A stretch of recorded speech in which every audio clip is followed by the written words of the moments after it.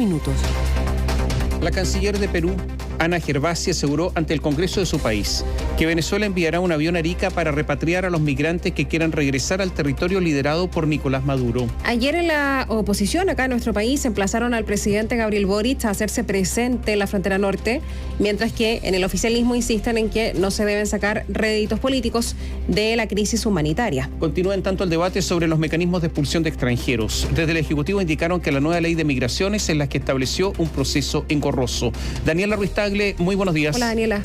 ¿Cómo están? Muy buenos días. A las 18 horas comenzó la reunión que habíamos señalado el día de ayer, que se realizó entre la subsecretaria de Relaciones Exteriores, Gloria de la Fuente, y los vicecancilleres de Perú, Ecuador, Colombia y Venezuela. Todo esto para abordar la situación en la frontera norte de nuestro país. Pero de manera paralela a esa reunión y al otro lado de la frontera, ya en Perú, con una hora menos marcando el reloj, la canciller de ese país, Ana Gervasi, exponía ante el Congreso de ese país.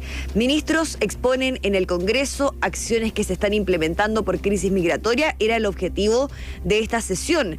Y en la instancia, ante el Pleno, Gervasi señalaba lo siguiente: las autoridades consulares venezolanas de Lima y de Santiago se han acercado a la frontera para registrar a aquellos ciudadanos que manifiesten su interés de regresar a su país. Y añadió que son 100 ciudadanos venezolanos los que se han acogido a esta propuesta.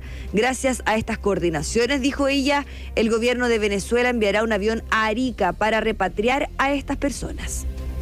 El gobierno de Venezuela en los próximos días enviará un avión a Arica para repatriar a estas personas. A razón de ello, la Cancillería del Perú está coordinando con su par de Chile el traslado a ese país del grupo de venezolanos que se encuentran en Tacna y han manifestado su interés voluntario de volver a su patria a fin de que aborden dicho vuelo a Venezuela. A ver, nosotros sabemos que Cancillería está trabajando para que se pueda concretar este vuelo, ¿no es cierto?, de Venezuela, que aterrizaría en Arica y desde ahí despegaría nuevamente hacia Venezuela. Esto va a ocurrir, escuchen bien, la madrugada del domingo. Todo esto de acuerdo a fuentes de BioBio la radio. Pero acá hay un tema más de fondo, ¿no es cierto?, que es el tema migratorio en la región. Ayer el presidente del Consejo de Ministros, Alberto Otárola, esto en Perú, dijo que para enfrentar la ola de inseguridad ciudadana, atender la crisis migratoria, van a expulsar a los indocumentados del país y no se va a permitir el ingreso de personas que no presenten sus documentos en regla. ¿Cómo afecta esto a la región, ¿no es cierto?, a los distintos países de América Latina? El ex canciller Heraldo Muñoz aseguró que Perú tiene el derecho de regular el problema migratorio en su país, pero señaló que urge resolver los problemas de migración y tránsito voluntario de migrantes que decidan volver a sus países de origen. Por su parte, el exministro de Relaciones Exteriores, Teodoro Rivera, señaló que hay otro problema que se nos viene encima. Escuchemos a ambos. Urge resolver los problemas de migración y tránsito voluntario de migrantes que desean volver a sus países de origen. En la medida que Chile ejerza más controles internos, que se exija tener más papeles para trabajar, muchas personas buscarán retornar a sus países o viajar a Estados Unidos por tierra. Y ese es otro tema que se nos viene encima. Volvamos a lo que está pasando en la línea de la Concordia, en la frontera norte. Parlamentarios de la oposición se han sumado a este emplazamiento que hizo el ex candidato presidencial José Antonio Kast, quien pidió la presencia del propio presidente Gabriel Boric en ese lugar. Al respecto se refirió el diputado UDI Cristian Lavé. Dice que el presidente tiene que salir de la segunda línea en esta materia y tomar el timón de la situación. Al respecto también se refirió el jefe de la bancada de Renovación Nacional, Frank Sauerbaum. El presidente viaje a la frontera de nuestro país y así vea en terreno lo que está pasando. No puede seguir dejando a autoridades de menor rango a cargo de un problema que hoy día le corresponde al presidente solucionarlo. Que visite la zona y enfrente el problema migratorio de frente y no relativizando la inmigración ilegal. No ha hecho su trabajo. Eso es lo que dicen distintas voces de la oposición, del Parlamento. En el oficialismo hicieron eco del llamado del canciller Alberto Van Claveren de no politizar ni sacar réditos políticos de la crisis humanitaria. Escuchemos a la diputada de Revolución Democrática Catalina Pérez y al jefe de la bancada socialista Daniel Manucheri. Es inaceptable el aprovechamiento político en un tema que afecta profundamente tanto a familias chilenas como migrantes. El gobierno está trabajando y haciendo gestiones diplomáticas para solucionarlo. En materia internacional se requiere actuar detrás del gobierno. Esa es la actitud democrática y patriota. Si no van a ayudar, no estorben. Bueno, ayer el director del Servicio Nacional de Migraciones, Luis Taller, abordó la situación de las más de 20.000 personas pendientes a notificar para iniciar el proceso de expulsión de nuestro país. Esto ya desde el punto de vista de fondo de la situación migratoria de Chile. En ese contexto aseguró que la nueva ley de migraciones y extranjería es engorrosa, por lo que el proceso se hace más lento. Escuchemos a Luis Taller. La nueva ley de migración estableció un procedimiento excesivamente engorroso para materializar las expulsiones, lo que hace muy lento el procedimiento. Como Estado tenemos una deuda respecto de los procesos de expulsión y es una deuda que el gobierno está tomándose muy en serio y está trabajando para saldarla definitivamente.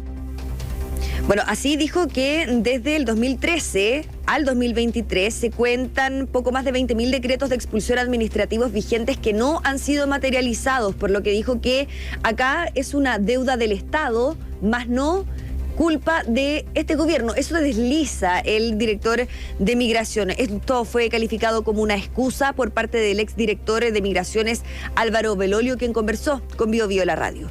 Cuando PDI te entrega cerca de 64.000 partes policiales y tú solo le has devuelto 2.000 expedientes para expulsar, es que claramente que el problema no es la ley. Yo creo que es excusa. Cuando llegaron al gobierno dijeron, no, y esto es súper fácil. Hablando con los países vecinos, ningún país le aceptó la cuota, entonces ahora están tratando de echarle la culpa que la ley, que la PDI. Bueno, pero ellos son gobierno.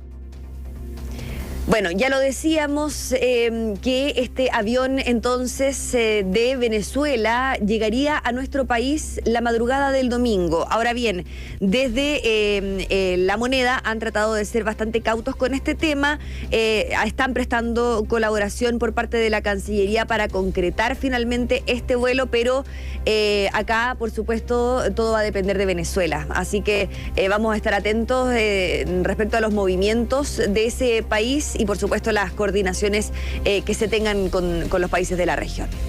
A ver, recordemos que la ley de migración era una ley muy antigua, antiquísima, que respondía a otras situaciones que vivía el país hace 40, 50 años. Resulta que se modificó, pero se modificó en los tiempos de Sebastián Piñera. Quienes hoy gobiernan y fueron oposición se opusieron a que hubiera expulsiones administrativas rápidas. El procedimiento engorroso, que es verdad existe, se debe en parte a quienes hoy gobiernan, porque se opusieron con todo y tenían mayoría parlamentaria la oposición en ese tiempo. Piñera tenía una minoría en el Parlamento. Esa es la verdad. No se hacen las expulsiones, efectivamente. Hay cifras que son increíbles. ¿Por qué? Porque desde el año 2013 hasta el año 2023, 10 años, se cuentan poco más de 20.000 decretos de expulsión vigentes que no han sido materializados. 20.000 órdenes, decretos, y no se cumplen. ¿Qué es lo que es esto? Anomia. O sea, un decreto es una norma jurídica obligatoria. Obliga tanto un decreto como una ley, exactamente igual. Bueno, si hay 20.000 y no se cumplen, quiere decir que el problema que tenemos es que simplemente no está operando nada de la institucionalidad ni el sistema. Y yo creo que esto no tiene mucha vuelta, por lo demás. Así es que o se agiliza o se hacen modificaciones, una vez más modificaciones legales, o esto va a seguir exactamente igual, porque además se notifica y las personas que son notificadas naturalmente que no se exponen, pues, porque no quieren ser expulsadas. Entonces se transforma en una especie de juego del gato y el ratón.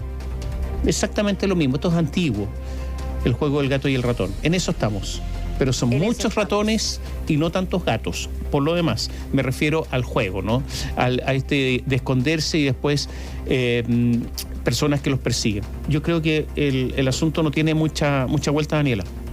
Sí, de hecho, acá se culpa a la ley de migración, ¿no es cierto? Decía el director de migración, Luis Taller, en relación a este tema, que ya hay un proyecto de ley que está en el Congreso Nacional. Recordemos que cuando una persona llega a nuestro país indocumentada, puede ser retenida. Y esto tiene 48 horas para que pueda ser identificada, ¿no es cierto? Cuando eso no se logra, la sueltan. Y claro, esta ley lo que busca es extender ese plazo de 48 horas, que es poco, a 5 días. ¿Pero por qué? Ahora, ¿se va a solucionar?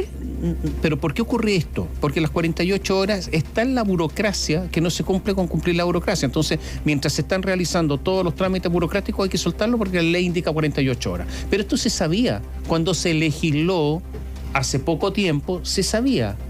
Y por lo tanto, esto no es ninguna sorpresa. Para nada. Así que los que se manifiestan sorprendidos hoy día, yo les diría, por favor, un poco más de sinceridad sobre este asunto, porque todo esto se discutió en su momento y no les importó. Esa es la verdad. Y por lo tanto estamos metidos en este lío. Ojalá que avance en el Congreso. Ojalá que avance en el Congreso esta iniciativa. Esto es para el proceso de expulsión. Ahora, si en 48 horas, 2 días, no se puede coordinar con el país de origen, por ejemplo, un migrante venezolano que ya es retenido en nuestro país, si en 2 días no se puede coordinar con Venezuela para que éste sea repatriado, ¿va a ser en 5 días? Bueno, esperemos. Gracias, Daniela. Buenos días. Gracias, Daniela. Hasta pronto. Antes de ir hasta la región de Tarapacá, en donde ya también hay problemas, y esto lo anticipamos en su momento acá en la radio, que estas personas que no podían salir de Chile y en la frontera con Tacna hacia Perú iban a tratar de salir hacia Bolivia a través de Colchane. Pero antes de ir con eso, les hemos contado acerca de la emergencia sanitaria que se está viviendo en Arica. De acuerdo a la Secretaría Regional Ministerial de Salud, Arica Parinacota, alrededor de 150 personas son las que están ahí apostadas en el sector del Hito 1 del paso fronterizo Chacayuta, en Arica, en la zona limítrofe con Perú, a la altura del paso fronterizo Santa Rosa.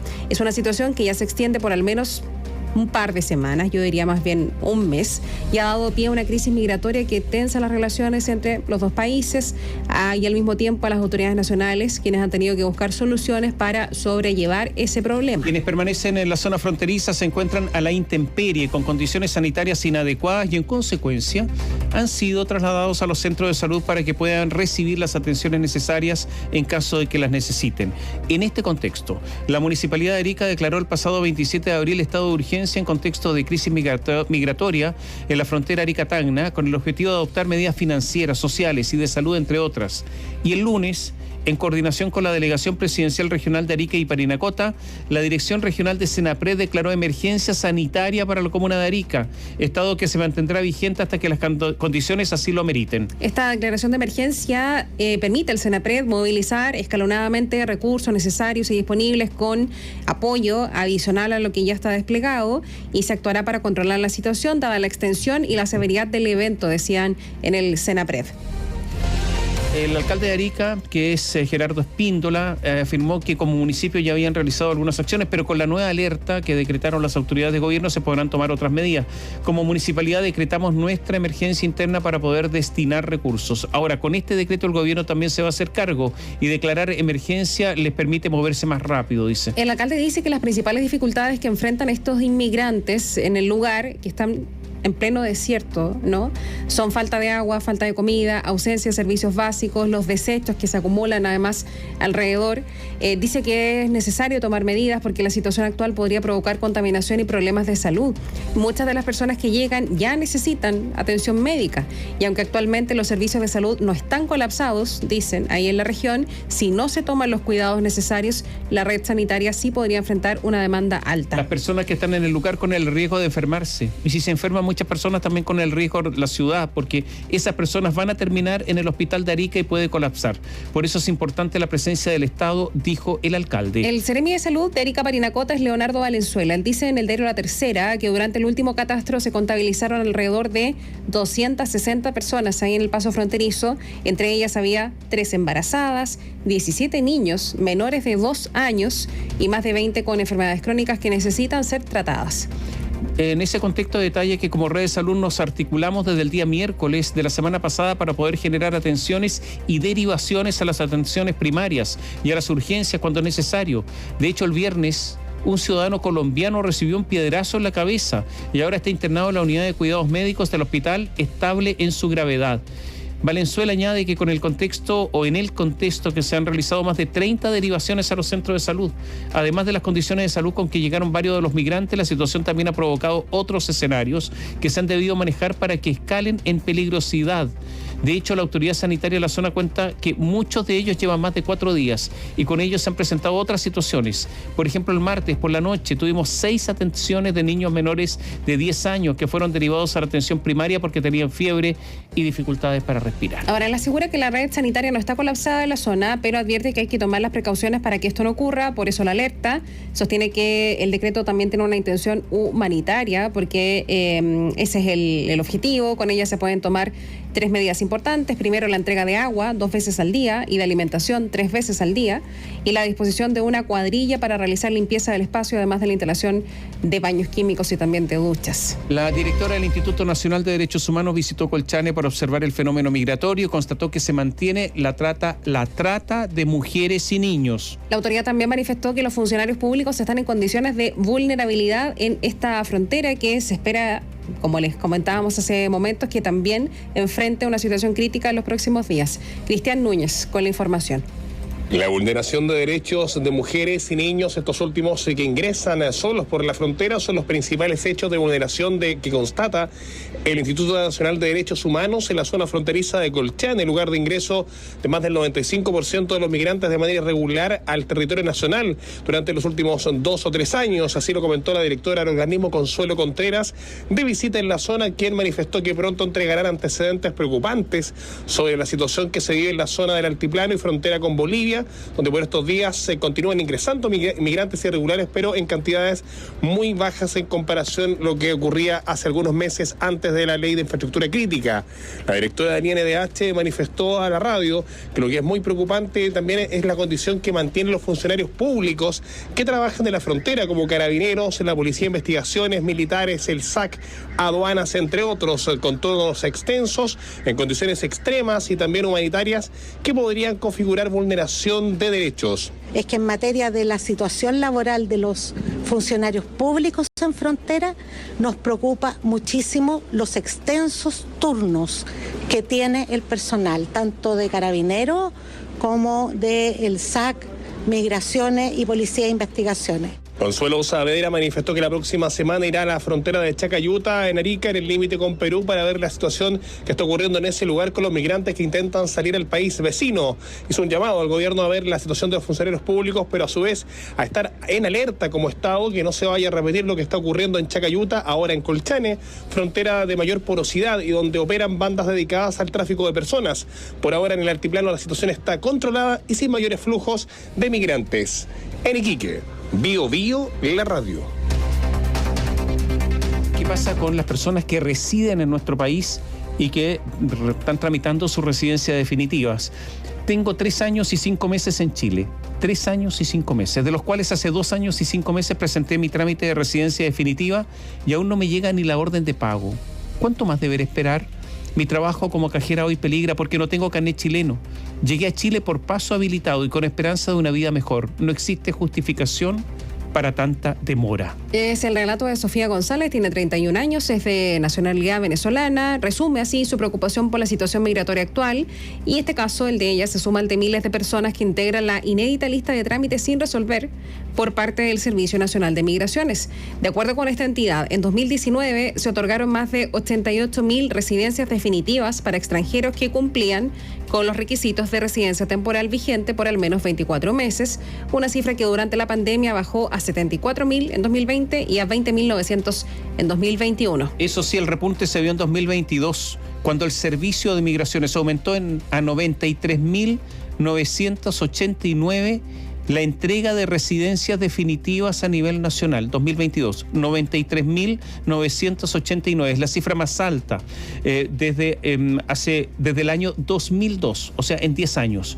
Al desagregar los números del pasado año, se evidencia que un 52% del total de los trámites aprobados corresponde a migrantes mujeres y el resto a hombres. Y esto se suma que cerca del 71% de las solicitudes pertenecen a migrantes provenientes de Venezuela, 7% de Colombia, 6% de Haití, 4% de Bolivia y 4% desde Perú.